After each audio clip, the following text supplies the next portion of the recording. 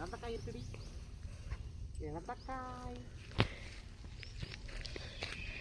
எந்த ஊர்லேருந்து இளந்தக்காய் அப்படிங்க சாப்பிட்றது? நாம் இருக்கிற இடம் கரெக்டாக ஒரு 15 கிலோமீட்டர் இருக்குது.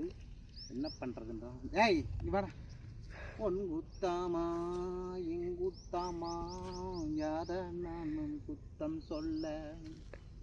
சரி, இவ்வளோ தூரம் வந்ததுக்கு 2 இளந்தக்காயாச்சும் பொறுத்துட்டு போகலாம். ஏன்னு கேட்டிங்கன்னா மக்களே, இந்த பயவுள்ள இருக்காங்களே 3 நாளாக அலைஞ்சது நான். வீட்டில் 2 பயலு இருக்கிறாங்க. அந்த பாருங்க அங்கே போகிறேன். பயவுள்ள இங்கே ஒரு பயப்பில்லை, 2 பயப்பில்லைங்களா? ஏன்னு கேட்டால் இவங்க கொழுப்படுத்த வயலுக்கு பொண்டாட்டி தேடி வந்துருக்குறாங்க. பொண்டாட்டி அங்கெல்லாம் இல்லையா, பொண்டாட்டி 15 கிலோமீட்டர் தள்ளி வந்துருக்காங்க.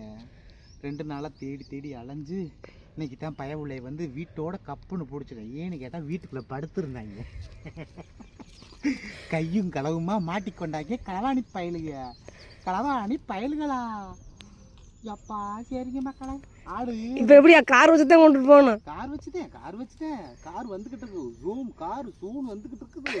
பிடிச்சிக்கிட்டு போவான். வந்த வாக்கில் இழந்த பழம் 2 போர்ச்சு. கிளம்புறோம்.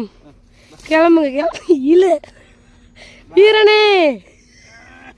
கொட்டுங்கள் முரசை. 15 கிலோமீட்டர் தாண்டி வந்துருச்சுங்க மக்களே.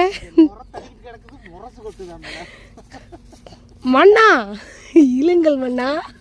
மூடாமண்ணா ரைட் அடிக்க பிகர்ஸை பார்க்க 15 கிலோமீட்டர் தாண்டி வந்துட்டான். ஒரு குடும்பமே படையெடுத்து வந்து சேரநாட்டிலிருந்து வந்து